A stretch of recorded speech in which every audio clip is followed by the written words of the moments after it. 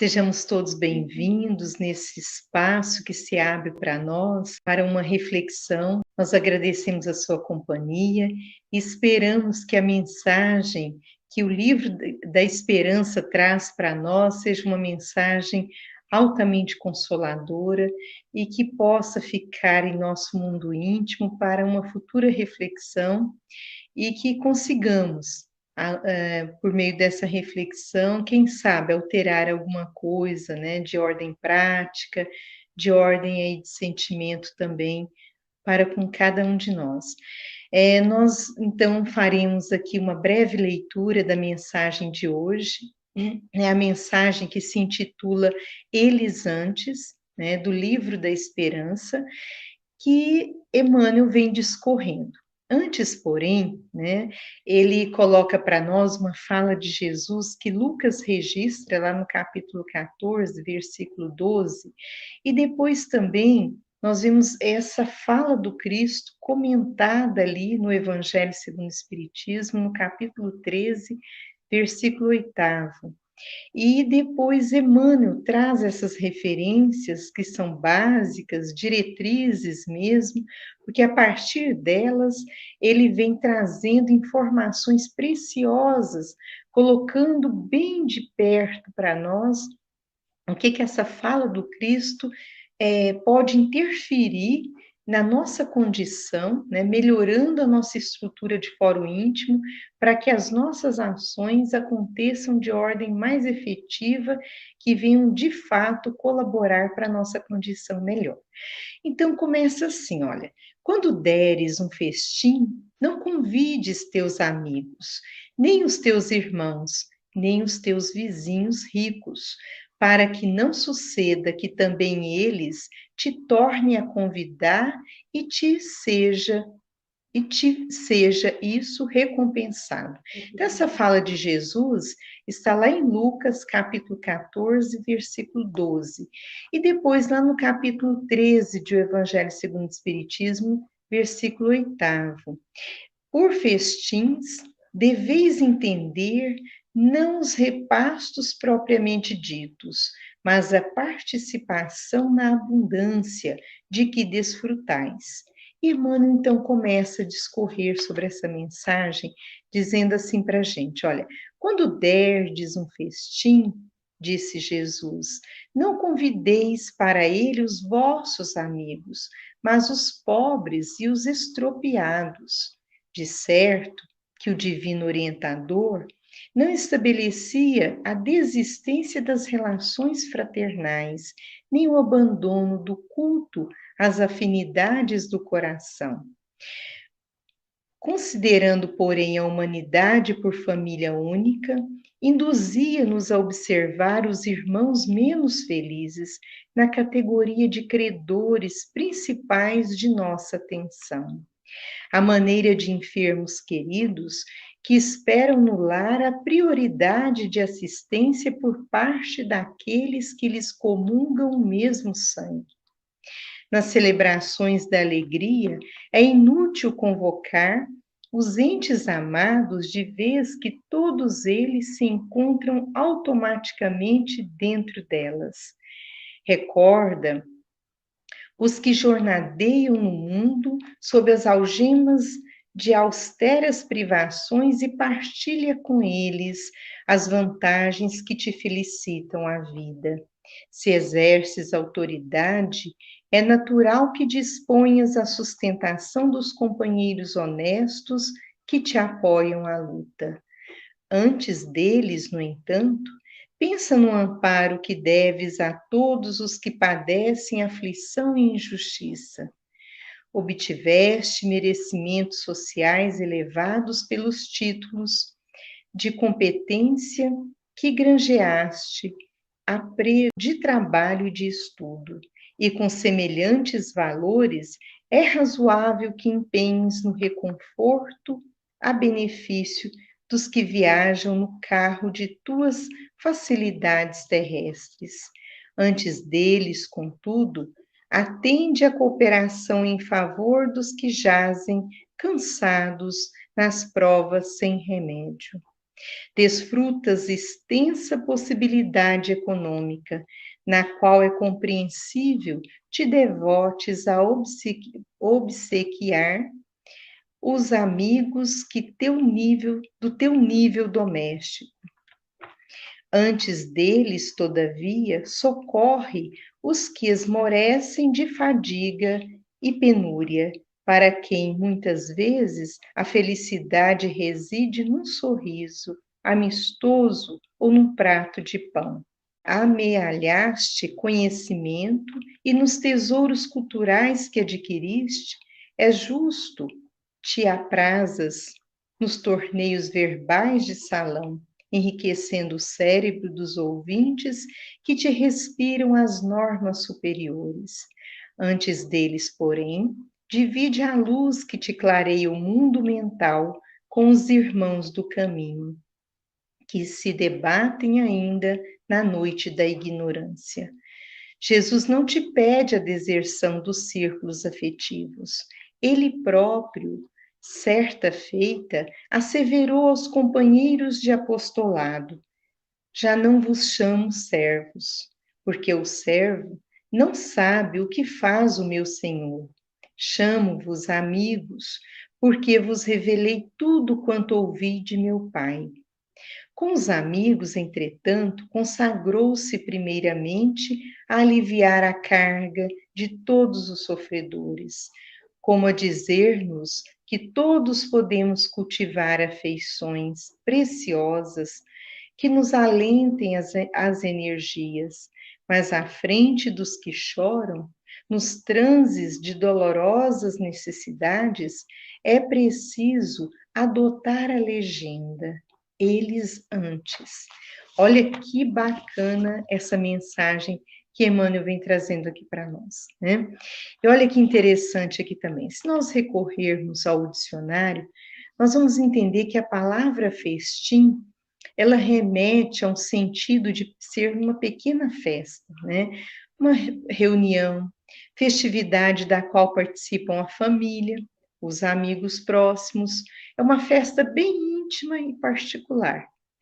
E olha que interessante. Aí, voltando à fala do Cristo, que aparece assim para a gente: quando deres um festim, ou seja, uma pequena festividade, da qual a gente está ali reunindo os mais próximos, os amigos, os familiares, olha, não convides teus amigos, nem os teus irmãos, nem os teus vizinhos ricos, para que não suceda que também eles te tornem a convidar e te seja isso recompensado. Quer dizer, os amigos, os parentes, né, os vizinhos ali mais próximos, eles já são automaticamente convidados para qualquer momento de alegria que façamos. Porque eles já compõem esse quadro, né, já estão nesse quadro de alegria que nós comungamos.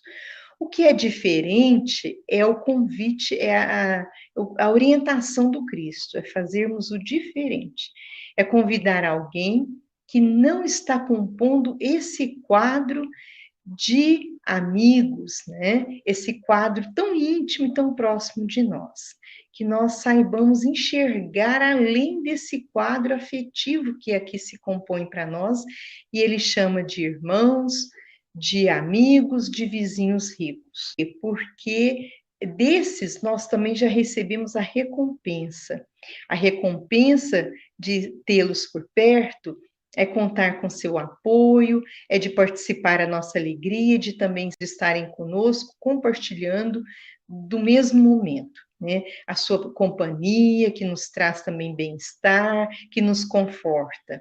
E também estão em pé de igualdade para nos convidar para os seus festins, para as suas reuniões, para estarem próximos a nós, porque participam conosco.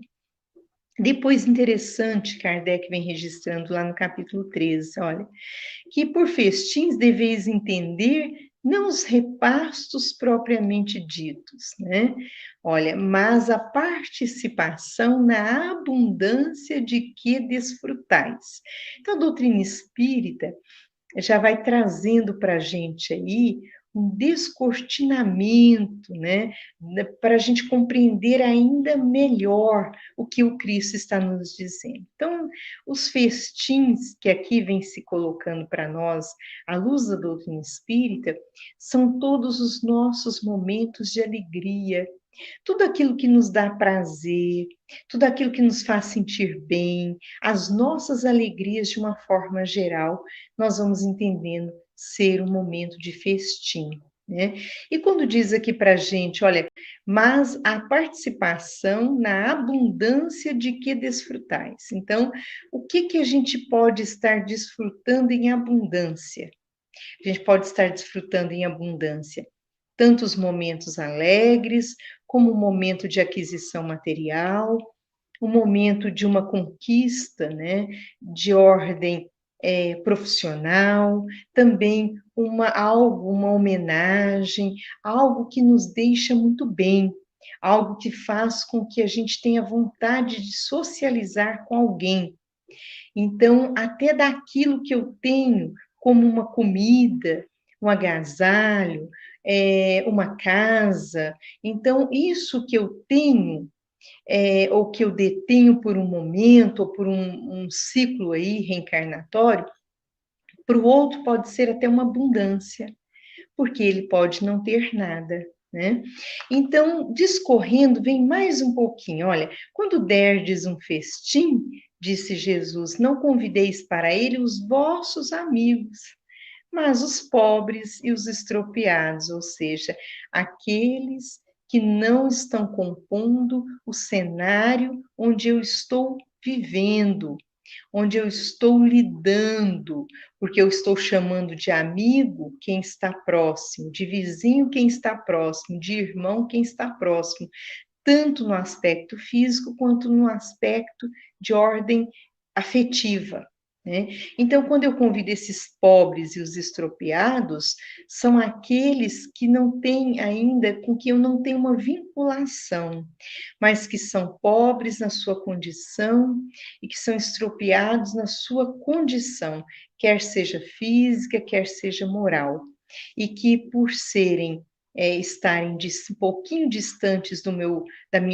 campo afetivo, eu coloco esses adjetivos, né, de serem pobres e estropiados, e realmente são, e continuam porque não compõem o cenário do meu acolhimento, o cenário em que eu possa estar contribuindo ou distribuindo os recursos com os quais eu tenho vivido em abundância.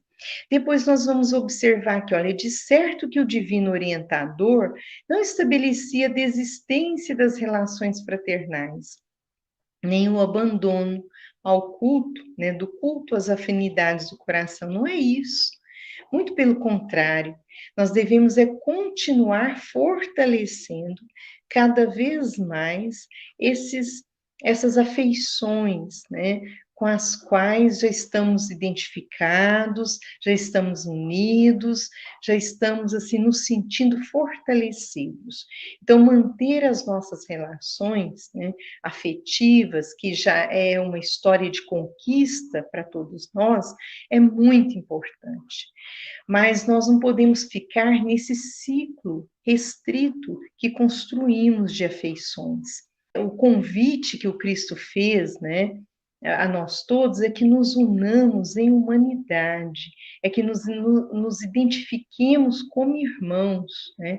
Quando Cristo diz, assim, chama o Pai, né? Pai nosso, né? Que estás nos céus, Pai nosso, com esse pronome aí possessivo, ele nos coloca numa condição de irmãos em humanidade. Então, ele eleva-nos à condição de seu irmão, de seus irmãos, e também faz com que nos vejamos como uma grande família. Então, ao fazer isso, diz para nós que nós não podemos nos considerar irmãos só daqueles que estão perto, que nos dão alegria, que repartem seu pão conosco e com quem nós repartimos também a nossa abundância. Somos irmãos em humanidade para vivermos juntos, embora não estejamos na mesma casa, às vezes não estejamos na mesma sintonia vibratória, não estejamos na mesma identidade de ideias, mas precisamos enxergar cada um que se coloca no nosso caminho como aquele, né, que pode ser um vínculo, meu vínculo com Deus, porque entre nós e Deus, né, nós já sabemos disso, o próximo é a ponte. E eu estabeleço uma relação com o outro por várias vezes, auxiliando e sendo auxiliado. E essa forma de auxílio, ela pode chegar em diferentes formas, em diferentes condições. Eu posso ajudar tanto no quesito material, quanto moral e espiritual. Às vezes, um simples sorriso, como diz a mensagem aqui, pode aproximar-me do outro ou fazer com que o outro seja mais próximo de mim. Então, são abundâncias que nós vamos entendendo aí, abundância no sentido que eu tenho, ou do que eu detenho, e que o outro não tem, que por causa disso ele passa suas privações, suas dificuldades, seus constrangimentos, suas necessidades reais. E na sequência aqui da mensagem, vem trazendo uma informação importante, olha, considerando, porém, a humanidade por família única, induzia-nos a observar os irmãos menos felizes, olha, na categoria de credores principais de nossa atenção. A gente está sempre recordando o Evangelho, porque o Evangelho é de Deus, mas Jesus veio dizer para nós que o Evangelho veio trazer a carta, né, essa carta do Evangelho de Deus e nos entregou vivendo o Evangelho cada dia em que passou por aqui na Terra, falando, exemplificando, e em todas as suas lições ele sempre estava próximo, né, próximo do leproso, próximo daquele que tinha problemas de ordem moral, tão próximo que ele conviveu com quem o traiu, né? Então, ele estava muito próximo daquele que tinha situações de doenças físicas, morais e espirituais o tempo todo. Era o pobre, ele veio para ser um médico, para mostrar que é necessário sermos um médico da alma, e nós temos condição para isso dentro da nossa relativa proposta de caminhada que avançamos até então. À luz da doutrina espírita, já estamos compreendendo melhor o Evangelho que Jesus veio apresentar para nós. Já temos condição de ser uma carta, ainda não é aquela carta que o Cristo representou para nós, mas sermos alguém que pode conversar na proporção, na minha condição, com alguém que está numa situação de dor moral, que está passando por um momento de tristeza. Eu posso levar um copo de leite, um copo de água, um agasalho, eu posso encaminhar a pessoa para onde tem o recurso que eu não tenho para oferecer. Isso também é proposta de melhoria, de acolhimento. Eu posso encaminhar orações, vibrações, N formas de ajuda, que essa doutrina vem nos capacitando, porque essa doutrina diz para nós que nós somos ricos de recursos, sendo herdeiros da divindade, nós temos recursos em nós que nós, né, por vezes, nem descobrimos, que quando descobrirmos, seremos deuses, né? Acendermos a luz para vermos realmente as condições de reforma que ainda devemos fazer em nós e que já temos também de possibilidades para avançarmos e fazer com que o outro melhore a sua própria condição. E vamos encontrando ainda na sequência mais um trecho que escolhemos aqui, que diz assim: olha, recorda os que jornadeiam no mundo, sob as algemas de austeras privações, e partilha com eles as vantagens que te felicitam a vida. Quais são as vantagens? A gente fica pensando que hoje vem felicitando a nossa vida. Quais são as vantagens? A gente hoje tem emprego, né? Alguns não têm, outros têm. Então, a gente tem emprego, a gente tem uma residência, está chovendo, eu entro para dentro e não tomo uma gota. E eu posso dormir ao som dessa sinfonia gostosa, divina que cai, né? Quando alguns ou muitos milhares dormem com essa chuva, que para mim é sinfonia, para ele é uma angústia, porque ele mole, tem que dormir molhado. Então, eu tenho também outras vantagens. Posso comer todos os dias e posso escolher até a hora de comer. Posso comer cru, cozido, eu posso escolher o jeito, né? Eu posso usar uma blusa, 2 blusas, 3 blusas. Eu posso calçar o sapato que eu escolhi. Eu escolhi. E quantos não têm o calçado, que usam, que escolhem para ele? Então, são muitas as vantagens que nós temos se pararmos para analisar. A própria condição mental de raciocínio, né, de escolhas que fazemos, as opiniões que podemos dar, o silêncio que podemos fazer, tudo isso é vantagem em nosso benefício, que muitos não tem essas vantagens. Então, isso precisa ser algo que nos felicita. Mas para que isso seja algo que nos felicita, a gente precisa reconhecer que isso é mecanismo da providência divina, que chega em meu benefício para eu usufruir e colocar a serviço de quem precisa. Então, quando eu faço isso, eu reconheço, eu sou feliz com o que eu tenho ou com o que eu estou usufruindo. Se eu não reconheço isso como uma vantagem, como algo que vem em meu benefício, para eu trabalhar comigo, para eu me enriquecer de possibilidades para ser útil para alguém, isso não vai ser uma felicidade para mim, não vai ser felicitação. Né? E olha que interessante, né?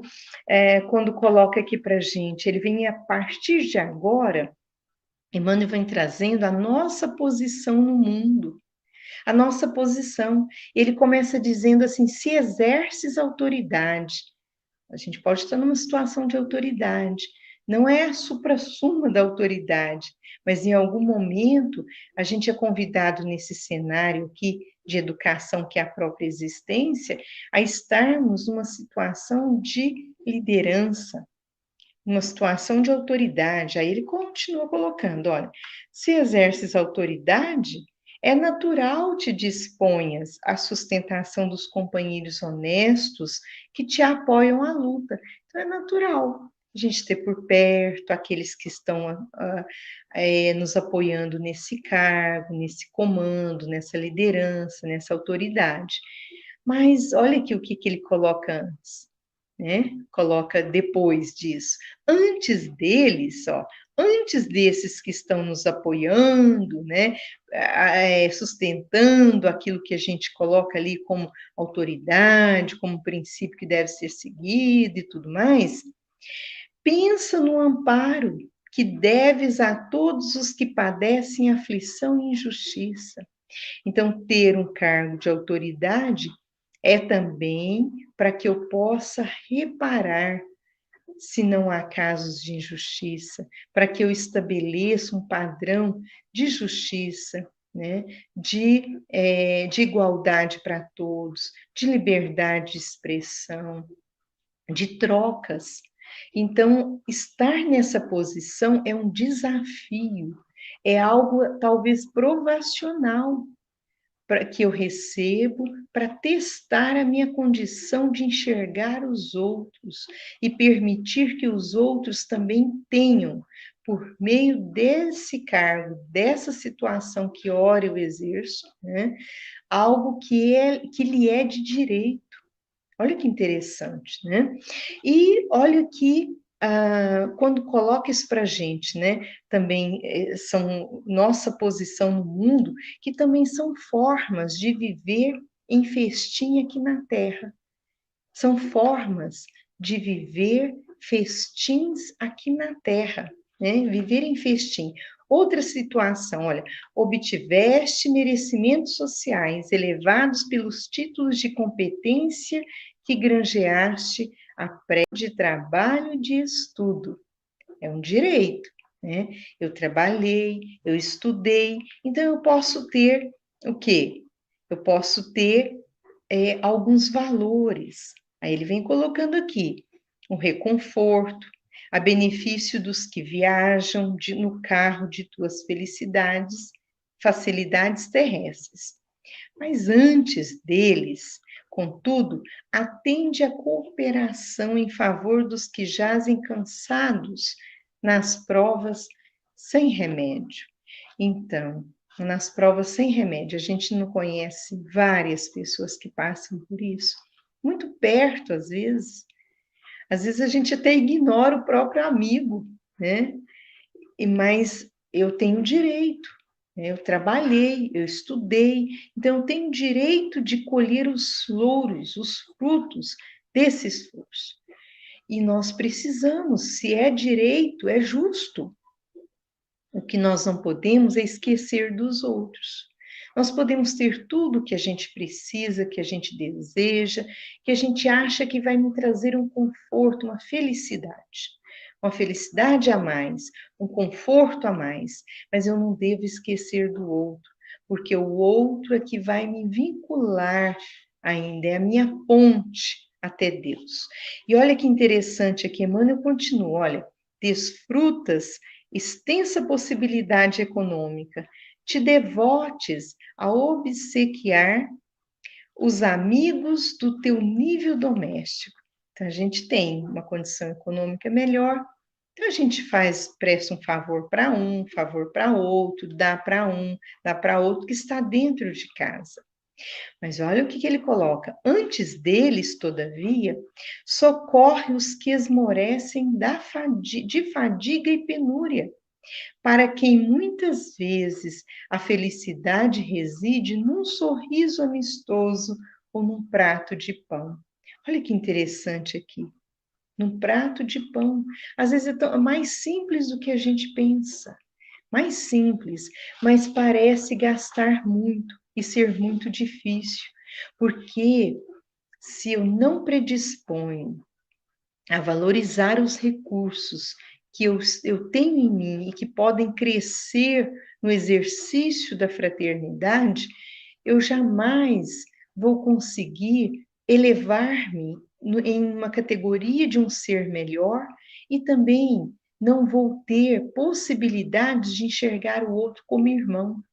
Eu não vou agregar para dentro de mim, não vou colocar para dentro de mim aquele que não é o consanguíneo, aquele que não é o vizinho da minha casa, aquele que não é o parente rico, muitas das vezes, que vai poder retribuir o favor que eu lhe fizer. Então, o Cristo é o nosso exemplo de como proceder o tempo inteiro. Ele veio para o coxo, ele veio para o estrupiado, ele veio para todos os tipos de sofrimento, né? Para o lunático, para aquele que estava deprimido, para o bravo, para todos, para aquele que tirava o imposto além do que devia, para todos. E é esse o exemplo que nós precisamos mirar quando tivermos dúvidas em fazer ou não fazer, dar ou não dar, ouvir ou não ouvir, sorrir ou não sorrir. Da minha parte, não pode haver dúvidas sobre o que de melhor eu posso colocar à disposição de quem precisa. Se eu lanço um sorriso e o outro não sorri, não é problema meu a retribuição desse sorriso. O problema meu é sorrir. O problema meu é estender prato de comida, o agasalho, né, a oração, o recurso do aconchego. O problema meu é comigo e Deus avalia, porque no final, né, no final de tudo, é sempre a justiça divina que avalia, é sempre a lei de justiça que vai determinar sobre a minha condição. Então, é importante a gente rever essa situação. E Emmanuel continua: amealhar-te, em conhecimento. E nos tesouros culturais que adquiriste, é justo te apraz. Olha, antes deles, né, porém, divide a luz que te clareia o mundo mental com os irmãos do caminho, que te debatem ainda na noite da ignorância. Porque quando nós amealhamos conhecimento, nós podemos usar em nosso benefício. A gente pode aparecer para os outros, a gente pode conversar, pode escrever, e disso surge popularidade, surge condição financeira, surgem homenagens, surge uma série de recursos de retorno em nosso benefício, né? E a gente pode falar muitas das vezes para quem nem tem necessidade de nos ouvir. Mas antes de chegar a esses irmãos, para quem eu acho que tem necessidade de colocar o conhecimento, a vantagem do verbo, que eu faça, tome um cuidado de auxiliar quem está na ignorância, quem luta com dificuldade para aprender alguma coisa, quem sequer tem um caderno, quem sequer tem um lápis, quem sequer tem um recurso para chegar até o conhecimento, quem tem dificuldade de entender o que está escrito, que eu não descuide, chegando até mim, alguém pedindo recurso de qualquer forma de esclarecimento, que eu, sabendo interpretar, colocando o recurso do entendimento para ele, ao alcance dele, que eu não descuide disso, porque a condição de quem raciocina com clareza é uma condição de trabalho, sim, de esforço, porque não é de graça, né, chegar ao entendimento de algo, de ter uma inteligência, né, brilhante. Não é de graça isso, ser fruto de esforço, de aprimoramento. Ser inteligente, saber pensar com clareza, ter aprendido aí de forma mais rápida e fácil, é esforço, é fruto de conquista. Mas para eu avançar e isso me ser cada vez mais permitido aprofundar e aperfeiçoar, eu preciso colocar isso ao alcance, a serviço de quem precisa. Porque isso fixa em mim como um patrimônio moral e espiritual. E enquanto patrimônio moral e espiritual jamais se perde, mas a fixação, ela também se deve ao bom uso. Quantas histórias de idiotia nós conhecemos, quantas pessoas nascem com problemas neurológicos, com dificuldades de raciocinar. Isso diz para nós do mau uso. E será que eu não posso hoje, com esse recurso disponível para auxiliar a quem está com dificuldade, eu não posso vir, né, a usar isso contra mim mesma? Então, é um caso para nós pensarmos, é um caso. E na sequência, Emmanuel vem colocando que Jesus não te pede a deserção dos círculos afetivos, é o que já colocamos lá atrás. Muito pelo contrário, precisa ser cada vez mais alimentado, fortalecido, para que cresçamos em humanidade, para que a nossa família humanidade seja cada vez maior, né? Olha que ele próprio, certa feita, asseverou aos companheiros de apostolado: já não vos chamo servos, porque o servo não sabe o que faz o meu Senhor. Chamo-vos amigos, porque vos revelei tudo quanto ouvi de meu Pai. Né? Então, agora, né, o que ele está querendo dizer, está dizendo aqui para nós?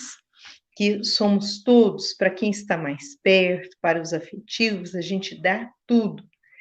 E nós precisamos realmente estender sempre os recursos a quem está um pouquinho mais distante, aquele que não vai me bajular, aquele que não vai retribuir, aquele que mal vai interessar para ele, para quem mal vai interessar para ele o meu nome.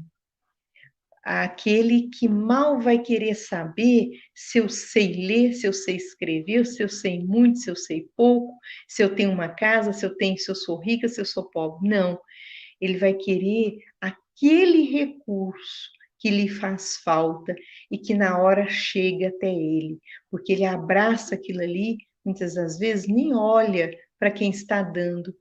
Observem quando às vezes a gente vai ter a oportunidade de dar uma comida para quem está na rua, né? Às vezes ele olha o prato e é tudo que ele enxerga.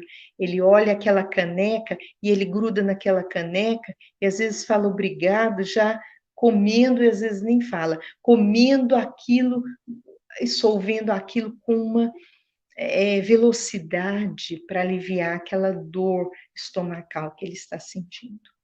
Então, querer o obrigado é uma forma de buscar recompensa, né? Querer ser agradado por aquilo que a gente fez para o outro é forma de recompensa. Quem busca essa forma de recompensa já a terá aqui na terra, diz nesse capítulo 13, os aplausos da terra, e não receberá a justa recompensa do céu, ou seja, não receberá, né, a recompensa, ou seja, não passará pelo processo da lei de justiça, que realmente é muito justa, e vê o nosso fórum íntimo em cada movimento em favor do outro, e que sabe verdadeiramente em que forma isso vai voltar para nós. Não quer dizer que se eu dou uma calça, isso volta na feição de uma calça. Às vezes um agasalho que foi distribuído sem a menor intenção de receber recompensa. A intenção real de beneficiar, de suprir o frio do outro, chega para mim como uma proposta de um equilíbrio, chega para mim como um socorro por meio de uma prece, que alguém na espiritualidade acompanhe o meu caminhar aqui na Terra e vê que aquele ato foi digno de uma ajuda futura. E chega para mim por meio de um socorro, que o anjo da guarda daquele que foi assistido por mim está acompanhando. Tudo vê, tudo está acompanhando e sabe que eu, né, naquele exato momento socorri o seu tutelado e eu criei entre esse estranho, né, e essa equipe espiritual um vínculo afetivo que vai me valer no futuro. Por que disso? Por que vai me valer? Porque não teve a intenção da recompensa material. E não teve a intenção de nenhuma forma de recompensa. O único desejo foi apenas de fazer o melhor, de oferecer a melhor ajuda possível a quem estava passando pela dificuldade no momento. Então, nós vemos aqui, Emmanuel vai concluindo para nós. Com os amigos, entretanto, consagrou-se primeiramente a aliviar a carga de todos os sofredores, como a dizer-nos que todos podemos cultivar afeições preciosas, que nos alentem as energias. Mas à frente dos que choram, nos transes de dolorosas necessidades, é preciso adotar a legenda eles antes. Eles antes. Né? Olha que frase linda, e realmente estar com amigos, com aqueles que só nos apoiam, com aqueles que não nos criticam, que não nos falam mal, que não nos contrariam, é muito fácil. É vantajoso para nós, é interessante, nos dá, renova nosso ânimo, né? Porque nós ainda não estendemos o olhar para além das portas de casa. Não tiramos os olhos do nosso próprio umbigo. Quando a gente não levanta os olhos do próprio umbigo, a gente não divisa o horizonte. e divisar e ver o horizonte é importantíssimo para a nossa condição de espíritos imortais, porque nós avançamos é para a frente e para o alto, sempre. Estacionar é uma decisão nossa. Estacionar quando nós somos ricos de possibilidades. E diz o Evangelho que depois, né, do nosso reconhecimento de Deus como Pai, né, de amar a Deus acima de todas as coisas, o próximo é a nossa bandeira, precisa ser o nosso objetivo, o nosso alcance maior. Então, que nós pensemos nisso, é uma mensagem bastante significativa para nós todos. Eu coloco essa carapuça de que sou muito necessitada de olhar para o lado, de olhar, levantar os olhos do meu próprio umbigo. E convido os irmãos a lerem essa mensagem depois, refletindo cada um na sua própria condição. Temos muitos entre nós, a gente tem muitos amigos, muitos companheiros que já fazem muita coisa, que são exemplos para nós outros. Mas aquele que faz, está fazendo para si. O que eu estou fazendo para mim? Né? Uma reflexão que a gente precisa fazer. O que eu estou fazendo para a minha vida futura? O que eu estou plantando? Trabalhar o egoísmo hoje é de fundamental importância para a gente sobreviver aqui na Terra, sermos mais fraternos, estendermos os braços aí para todos que estão necessitados, independente da necessidade, eu tenho em mim condições de fazer algo. Que possamos fazer, meus irmãos. Eu agradeço a paciência de todos, o carinho de vocês de me receberem em seus lares, tá? Nosso muito obrigada a todos. Um grande abraço.